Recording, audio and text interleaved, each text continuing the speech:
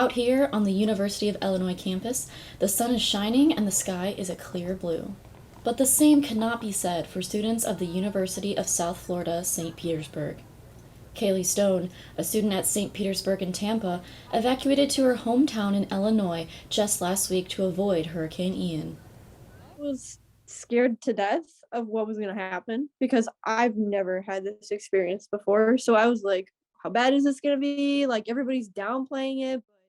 With raging winds, fierce thunderstorms, and a high risk of flooding, residents of Florida were told to evacuate. While Hurricane Ian's initial path was to go through Tampa, Florida, it took a sharp turn and headed straight for Fort Myers with up to 70-mile-per-hour winds. Dr. Deanna Hentz is an assistant professor at the University of Illinois. She explains that while the hurricane changing its path is good for Tampa, those that have not evacuated in other towns are at risk.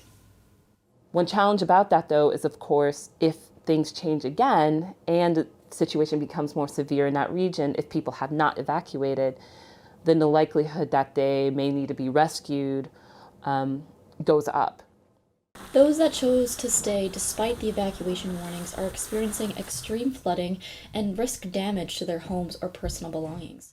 In Tampa, because my boyfriend's family lives there, like, I was concerned about that because, you see these winds ripping through trees and everything. And it ripped a house roof off near his aunt and uncle's house. Hurricane Ian is predicted to be one of the worst storms we've seen in this decade, and at the rate it's traveling, it's predicted to hit South Carolina in the next coming weeks. I'm Erin Wunderlich for UI7 Live.